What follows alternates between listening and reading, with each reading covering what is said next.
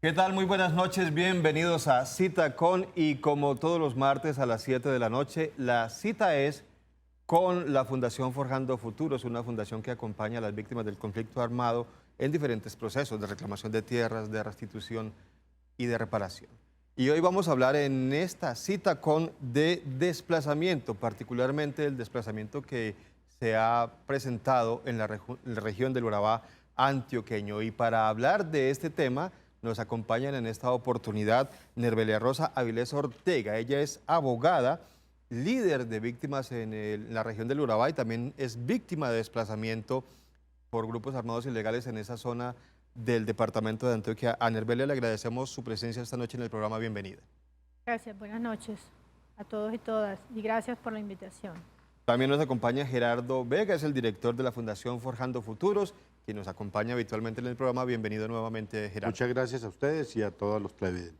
Y aquí conmigo, como siempre también, está Ana María Cadavid. Buenas noches, Ana María. Muy buenas noches para usted, Germán, para nuestros invitados, a Nerbelia, muchas gracias, e igualmente a Gerardo Vega, director de la Fundación Forjando Futuros, y a todos los televidentes que, como siempre, están acá teniendo una cita con nosotros, con la Fundación, los martes a las 7 de la noche.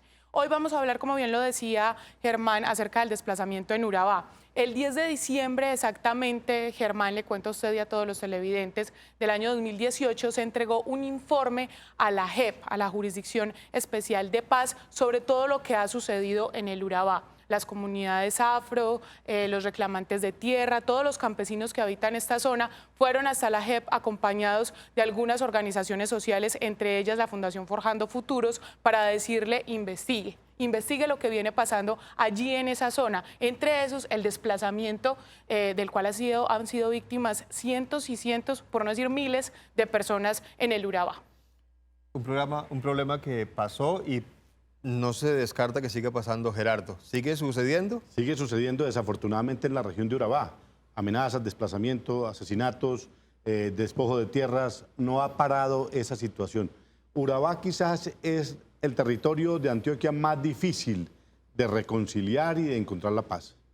Nosotros en algún programa, Germán, hace algunos días, dábamos una cifra y era que prácticamente el 80% de la población del Urabá antioqueño ha sufrido algún tipo de victimización. De ese 80%, el 86% sufrió desplazamiento.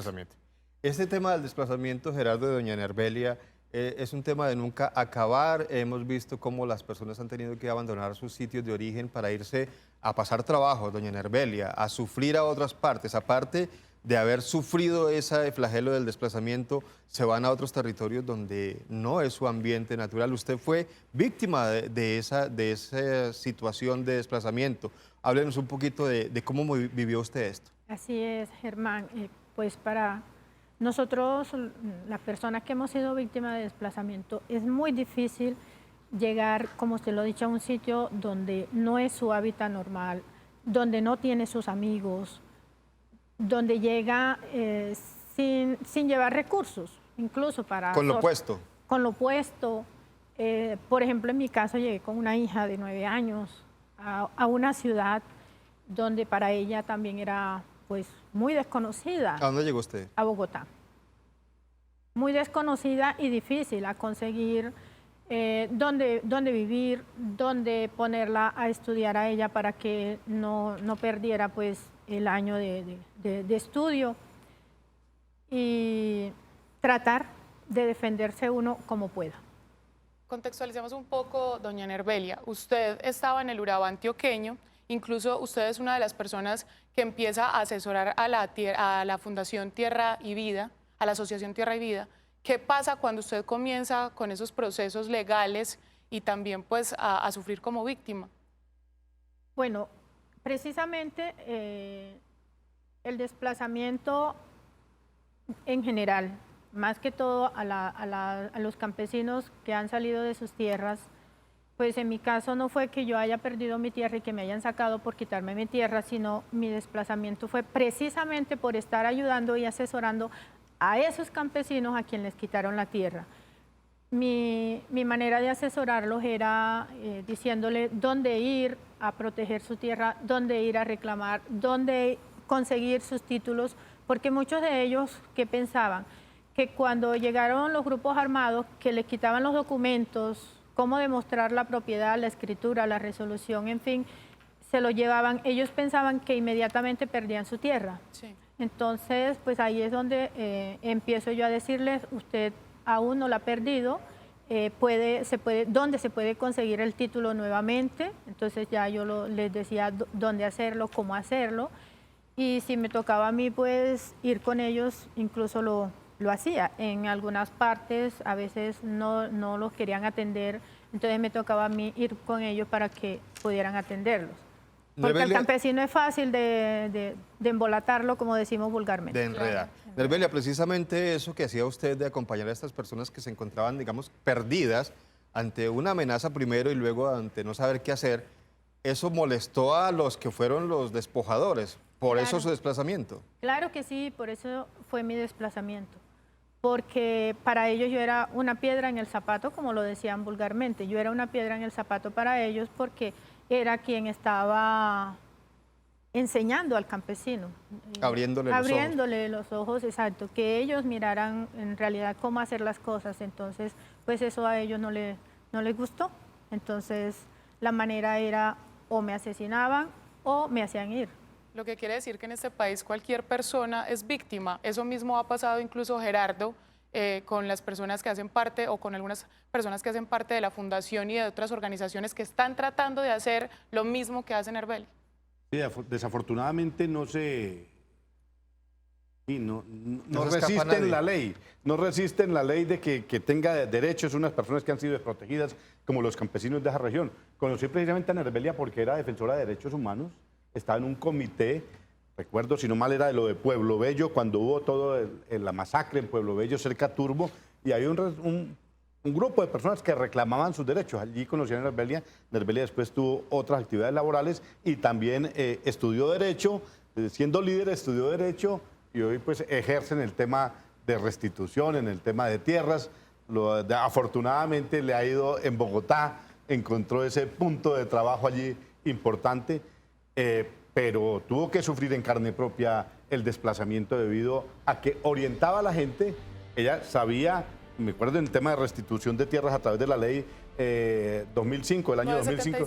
La ley 975 del año 2005, empezaron unas personas a reclamar, empezaron unas personas a buscar su tierra y bueno, encontraron una persona como ella que vivía en apartado, que estaba en Urabá, a orientarlos, a organizarlos. Recuerdo los primeros momentos después del asesinato de Benigno Gil y de una persona, Albeiro Valdés Martínez, es que ha sido trágico porque los que se han puesto a trabajar el tema o los han desplazado o los han asesinado. Albeiro Valdés Martínez, Benigno Gil, Jaime Gaviria, van muchas personas que han sido asesinadas. Afortunadamente Nerbelia sobrevivió, pero después de un atentado, después de que la buscaron para tratar de asesinarla. Tuvo que irse de la región, ¿cierto? Otros líderes pues están ahí en medio de las circunstancias que no es fácil en la región de Urabá. Pero bueno, es la historia de Nerbelia. Y con poca protección, según denuncian ustedes mismos a veces de parte de la Unidad Nacional de Protección, porque les dan un teléfono celular y si acaso una escolta o un chaleco y para que avisen simplemente si algo está sucediendo allí donde ellos se desplazan. Vamos a hacer una pequeña pausa, pero en segundos. Regresamos para seguir hablando con Nerbelia y con Gerardo sobre este tema del desplazamiento en Urabá.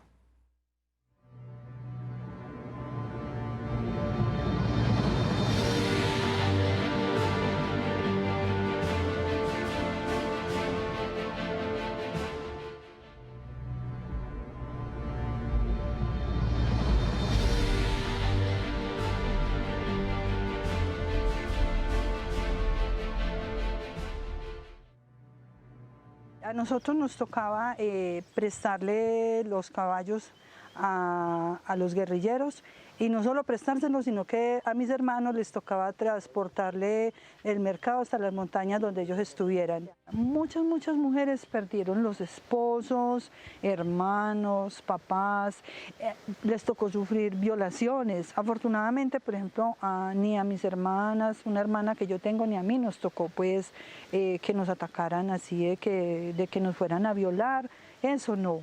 Después de tanta violencia, la casa de nosotros desapareció porque el ejército la destruyó, la voló porque eso se había convertido como en una guarida de ellos. Entonces en este momento no hay nada, monte, solo monte. Yo siento mucha angustia, yo le decía hace por ahí unos 3 meses, yo estuve allá en restitución de tierra, yo les decía, a mí me parece tan triste que mi papá haya muerto con esas ganas de volver a la tierra de él, porque él no murió aquí, él murió en otro lado y él siempre quería y él ambicionaba.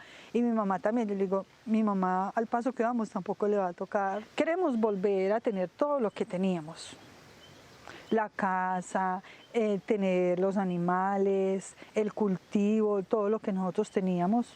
Cuando a uno le hablan de una ONG o de fundaciones como Forjando Futuros, uno llega con desconfianza, a uno le parece, ay, ¿será que sí? ¿Será que me van a engañar? ¿Será que me van a utilizar para poder conseguir dinero para llevárselo quién sabe para dónde?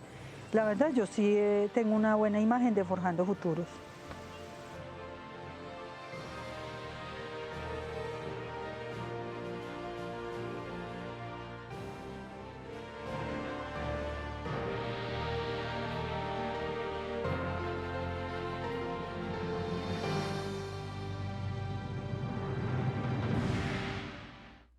Muchísimas gracias por continuar aquí en Cita Con. Veíamos, Germán, Nerbelia y Gerardo, a Ana García. A propósito del atentado que mencionaba ahorita, que sufrió Nerbelia, que mencionaba Gerardo, Ana García también tuvieron esos problemas, no de atentados, pero sí de amenazas, de acusarlos de colaborar a unos y otros, esto en el oriente antioqueño. Dice ella una frase que definitivamente hay que recordarla aquí, y es que está muy triste porque su papá no pudo volver a la tierra porque se murió antes de recuperarla, que es lo que está sucediendo en muchísimas zonas. Incluso yo me atrevería a decir que el Urabá antioqueño es una de esas zonas donde más está sucediendo esto. Personas que llevan reclamando sus tierras desde hace aproximadamente 20 años y no han podido volver, y que ya están envejeciendo y que se ven las cosas mucho más difíciles. Ana García comenzaba hablando de nos tocaba prestarle los caballos a la guerrilla para que ellos subieran sus mercados al monte. Y es que, bueno, yo que he trabajado cubriendo temas de orden público me he encontrado con eso muchas veces. Y no solamente la guerrilla, sino que llegan paramilitares y también les exigen a estas personas que les tienen que dar esto o lo otro. Y después llega el ejército y entonces hay que atenderlos. Es decir, son campesinos que están recibiendo presiones por diferentes grupos. ¿Y qué hace una persona de estas? Negarse, pues negarse es poner en riesgo su vida, y por eso lo señalaban de colaboradores de uno u otro grupo.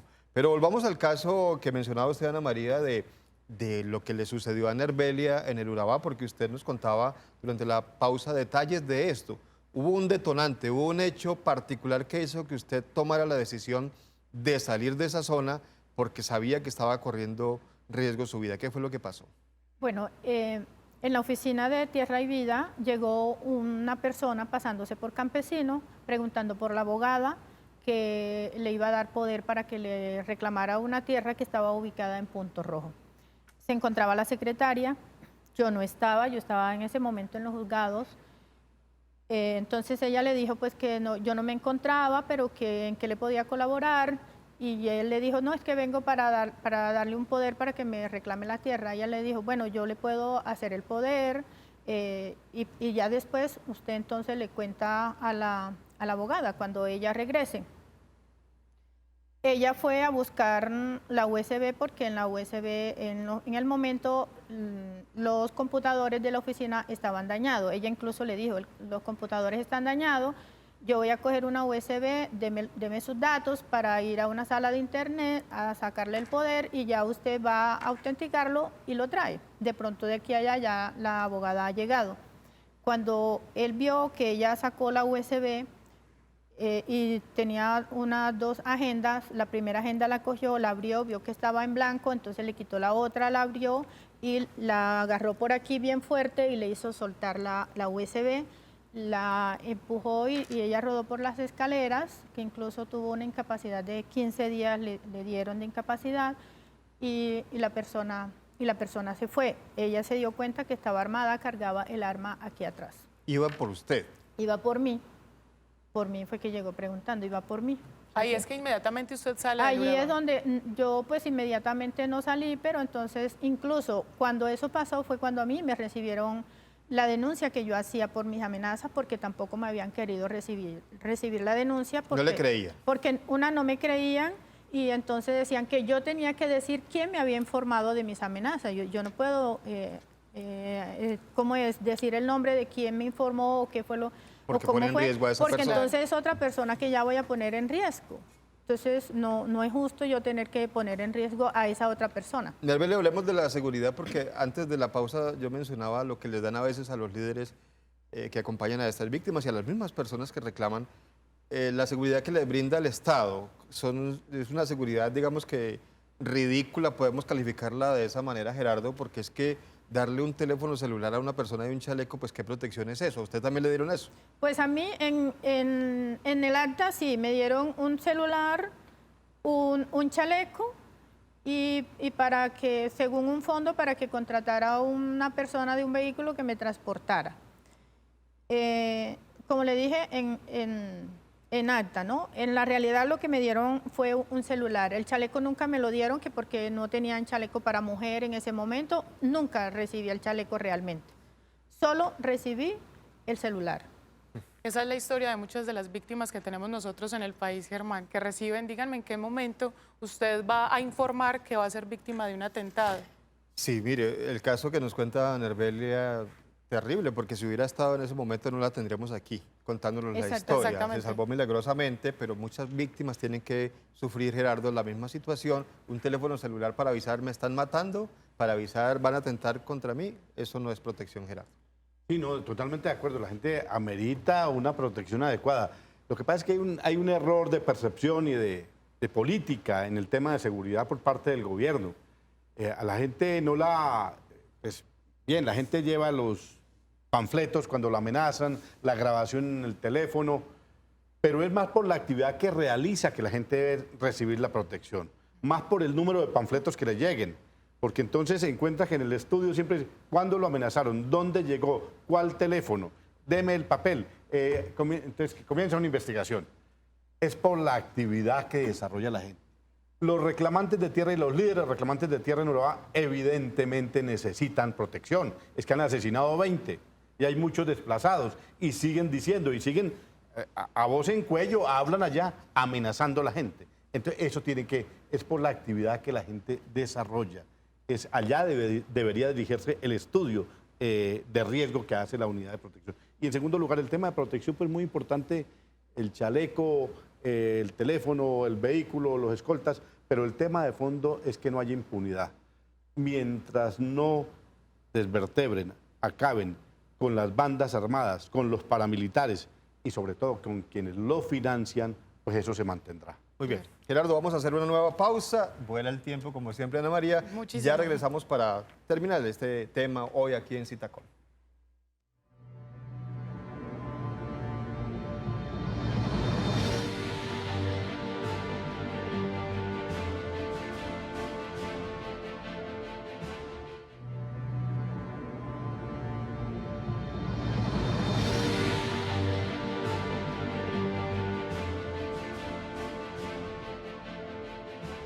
Gracias por continuar con nosotros en esta Citacón, que como todos los martes es para Forjando Futuros, que acompaña a todas estas personas que han sufrido desplazamientos, amenazas, todas estas víctimas del conflicto armado, particularmente en Antioquia, en la región del Urabá antioqueño. Y hablábamos antes de la pausa, Ana María, de esas obvios riesgos que tienen las personas que son reclamantes de tierras, las víctimas que quieren volver a sus sitios de origen. Es obvio que estas personas tienen riesgo porque, yo no sé, usted habla de 20 líderes asesinados, yo no sé... En Urabá. En Urabá, Tierras. yo no sé cuántas personas más, cuál es la cifra como que se necesite de personas asesinadas para poder que se den cuenta que esto está sucediendo, Ana María. No, si fuera por eso, Germán, ya vamos en unos 500 líderes aproximadamente, según la Defensoría del Pueblo, que van asesinados desde la firma del acuerdo de paz con las FARC y el gobierno nacional hasta la fecha. Entonces, si es por esa cifra, no sé hasta dónde vamos a llegar. A propósito de eso, Gerardo, nosotros hemos hecho ya, digamos, un compendio de las víctimas que por lo menos el mismo Estado ha dicho que hay en el Urabá antioqueño, casi el 80% lo dijimos al iniciar el programa. En materia de restitución de tierras, ¿cómo estamos en esa zona? En materia de restitución de tierras, aún los índices son muy bajos. Hay 6.824 solicitudes de las personas allá, 6.824 solicitudes, de las cuales únicamente hay 163 sentencias. Sí. En promedio son 2 casos por sentencia, o sea, 300 casos de 6.824 resueltos hasta ahora. ¿Y En por qué 8 apenas años. esa cifra? Por varios motivos. Uno, en Urabá es el territorio más difícil. Allá se han opuesto a sangre y fuego a la restitución. Han detenido personas opositores que después de haber fallado los jueces Sí. los han tenido que capturar porque no dejan adelantar el cumplimiento de la orden del juez. No permiten que la gente la restituyan de manera material, aunque haya una decisión judicial. Entonces tienen que acompañarse la policía, el ejército. Han envenenado animales, han amenazado, han asesinado. O sea, ha habido una oposición férrea, brutal, ilegal, criminal a la restitución de tierras. Pero además de eso, hay parlamentarios y hay líderes de esa región, del Centro Democrático fundamentalmente, que se han María opuesto. Fernanda Cabal, por María ejemplo. Fernanda Cabal, por ejemplo, Lafori, por ejemplo, y otros reconocidos personajes del mundo político que en el gobierno y en el Congreso de la República y en todos sus escenarios dicen que la ley no tiene validez, que hay que modificarla, que es una ley que no corresponde a la verdad, que está perjudicando a otros campesinos. Han desacreditado, buscan desacreditar ese propósito. Entonces hay una oposición muy fuerte. Aquí el gobierno departamental y el gobierno municipal, uno no ve que se metan en el tema, no ve que se metan en el tema. Bueno, nosotros hemos insistido, nos ha acompañado en 2 oportunidades, es cierto, el gobierno departamental, cuando fuimos a lo de Guacamayas, pero una decisión de un gobierno, la principal responsabilidad de un líder, el gobernador es un líder, fue elegido para que dirija el departamento de Antioquia, es proteger la vida de la gente y la integridad de la gente, proteger la vida de la gente, es lo que dice la Constitución. Entonces deberían meterse mucho más en estos temas. Claro que sí. Ya se nos está acabando el tiempo, doña Nerbelia. Hablemos un poco y muy corto acerca de eso que está diciendo Gerardo. Ya desde la posición en la que usted está como desplazada en otra ciudad, pero también como abogada, ¿cómo ve lo que está sucediendo hoy en el país en materia de víctimas? Pues que cada día estamos más victimizados, nos siguen victimizando, nos siguen persiguiendo, nos quieren incriminar incluso, hacer ver que estamos haciendo cosas malas. En estos momentos yo tengo un proceso porque me acusaron de haber falsificado una firma, sin ser así, y cada día, incluso en las partes donde he trabajado, he sido perseguida. Cuando han llegado ciertos políticos a gobernar, a mandar en esa institución, inmediatamente me han sacado. Cuando trabajé en el INCODER, inmediatamente me sacaron. No me dieron más contrato. Ahora en este gobierno igual la misma cosa, de una vez ya para mí no había más contrato. Porque, Incómoda. Exactamente, Es porque incómoda. soy incómoda en esas instituciones. Bueno, es admirable la labor que realizan estas personas, Ana María, Bastante. arriesgando su vida, sabiendo a lo que se enfrentan y sin embargo siguen ahí. Muchísimas gracias, Nerbelia, por lo que está haciendo y por acompañarnos en esta oportunidad en el programa. Gracias a ustedes por su invitación. Gerardo, gracias. A ustedes muchas gracias, muy amables. Ana María, nos vemos en 8 días. Nos vemos el próximo martes, 7 de la noche, aquí en Cosmovisión. Germán, buenas noches para usted, para los televidentes y por supuesto para Gerardo y para Nerbelia. Gracias a todos.